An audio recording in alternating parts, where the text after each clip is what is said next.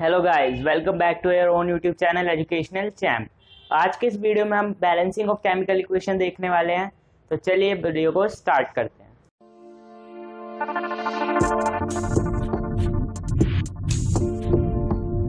चलिए, आज का हमारा टॉपिक है balancing of chemical equation. Chemical equation को बैलेंस करने से पहले हम ये देख लेते हैं कि बैलेंस क्यों करते हैं। हमें जरूरत ही क्या है कि केमिकल इक्वेशन को बैलेंस करने की इतना दिमाग लगाएंगे, इक्वेशन को बैलेंस करेंगे, डायरेक्ट क्यों नहीं लिखते। तो इसका सीधा सीधा आंसर है, हमने 9th में अपने केमिस्ट्री के अंदर पढ़ा था law of conservation of mass. क्या पढ़ा था? लॉ ऑफ कंजर्वेशन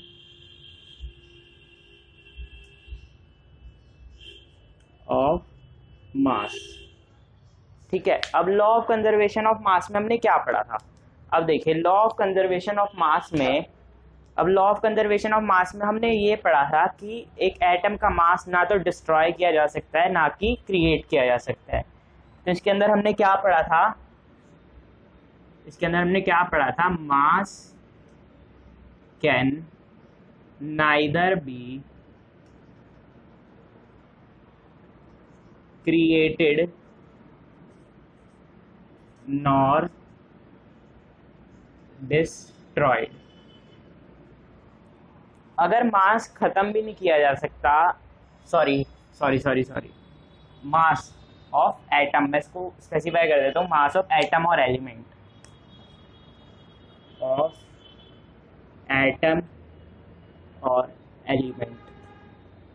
अगर आपको समझना है तो मास ऑफ एटम और element can neither be created not destroyed. ठीक है, ये तो बात तो हमें पता है कि ये ना तो डिस्ट्रॉय किया जा सकता है, ना ही बनाया जा सकता है।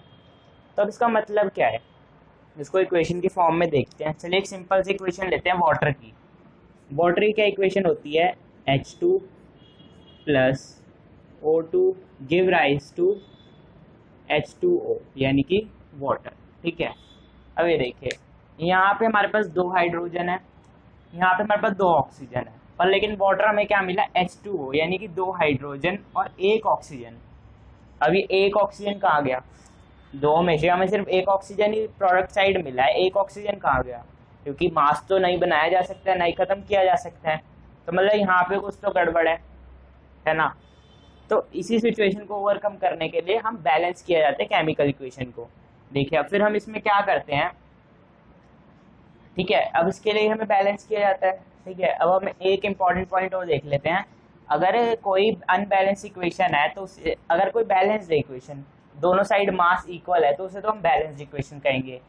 पर लेकिन अगर कोई इक्वेशन ऐसी है जैसे ये अनबैलेंस्ड है, तो इस अनबैलेंस्ड इक्वेशन को हम क्या कहते हैं? तो अनबैलेंस्ड इक्वेशन को कहा जाता है, एक अनबैलेंस्ड इक्वेशन को कहा जाता है skeletal equation. What is an unbalanced equation said? Unbalanced equation is known as skeletal equation. हम अपनी अनबैलेंस्ड इक्वेशन को नाम देते हैं स्केलेटल इक्वेशन।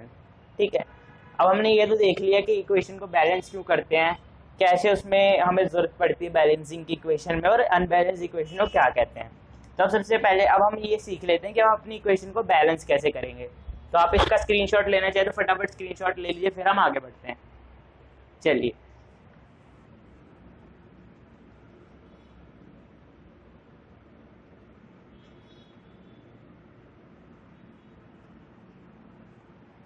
अब देखते हैं कि आखिर इक्वेशन को बैलेंस किया कैसे जाता है।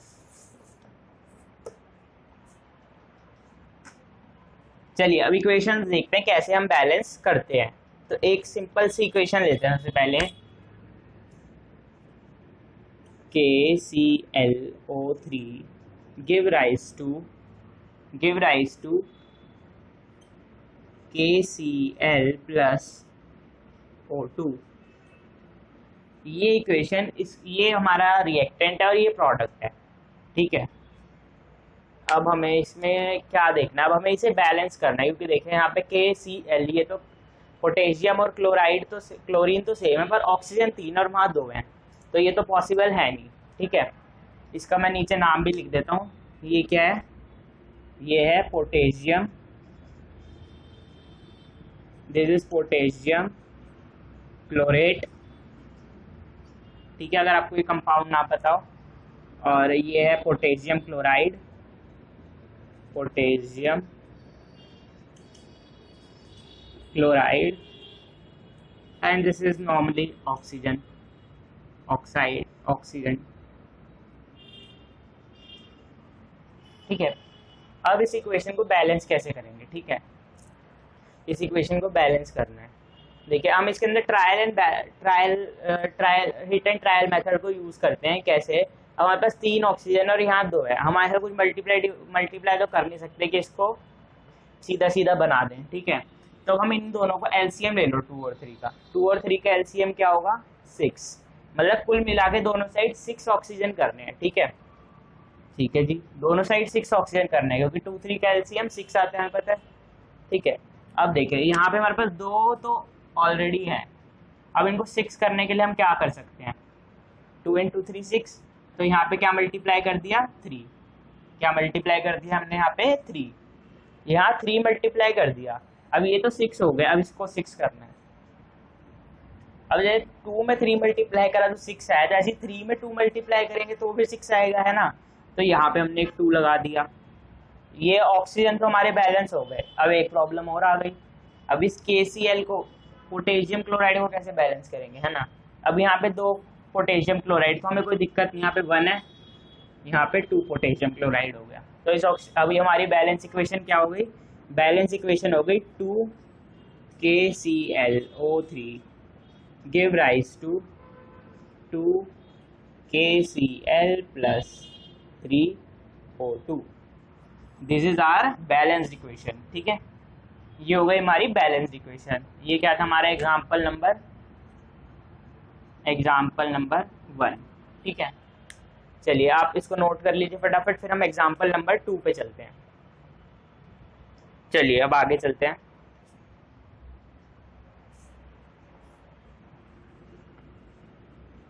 एक इक्वेशन और बैलेंस करके देखते हैं।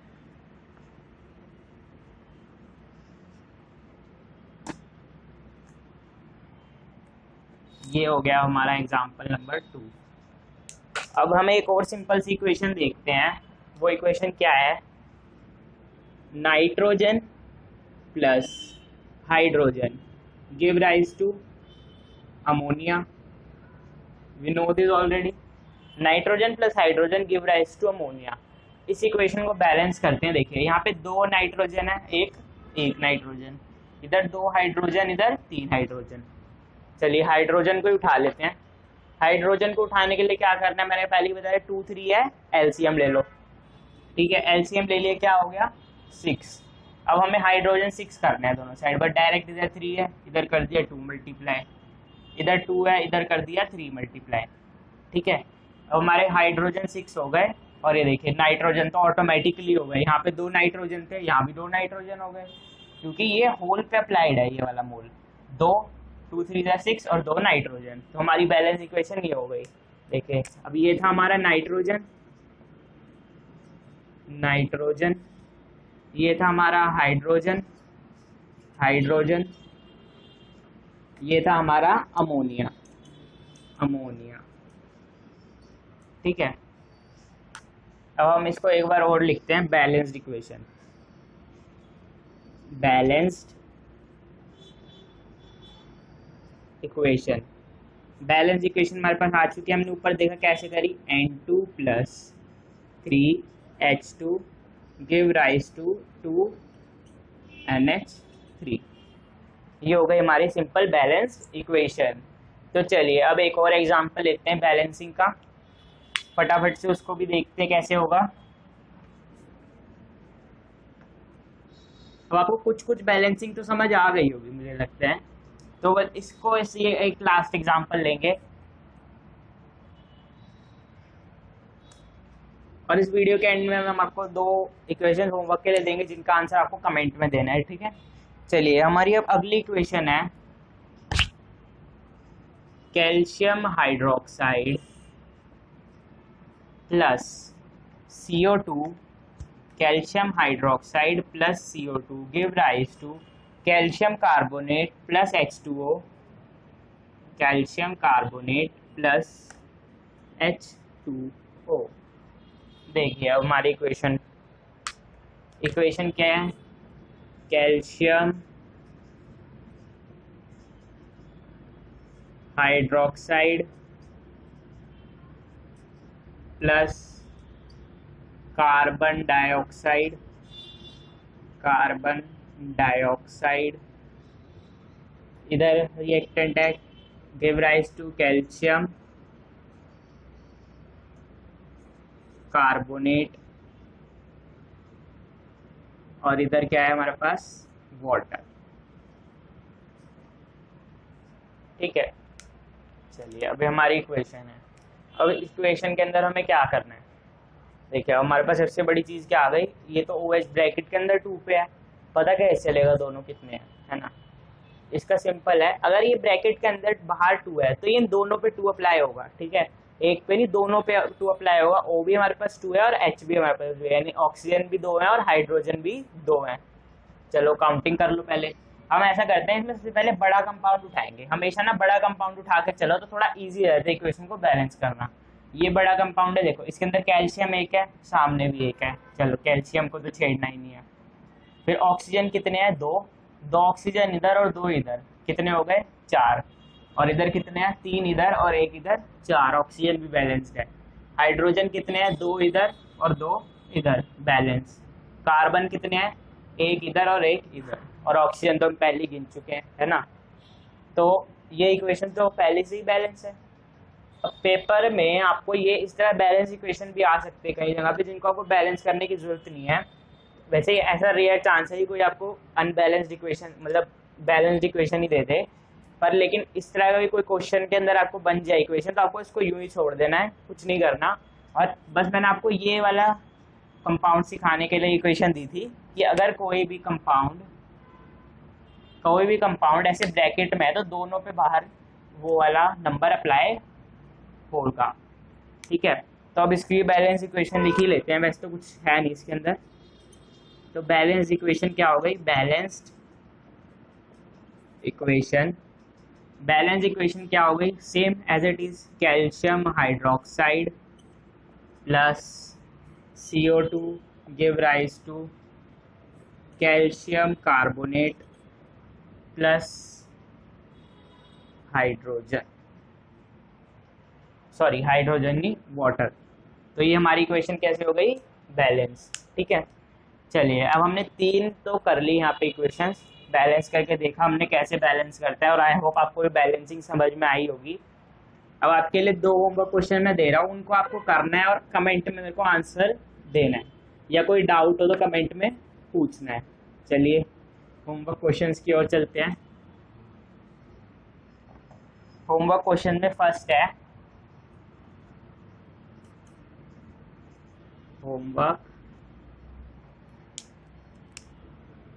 फर्स्ट इक्वेशन है CO2 plus H2O give rise to, वैसे ये फोटोसिंथेसिस का रिएक्शन है, तो यहाँ पे मैं सनलाइट लिख देता हूँ। सनलाइट के अंदर होता है सनलाइट, और यहाँ पे ग्लूकोज C6H12O6 प्लस O2। ठीक है, और ये हो गया आपका फर्स्ट इक्वेशन। सेकंड इक्वेशन देखते हैं क्या है होमवर्क की।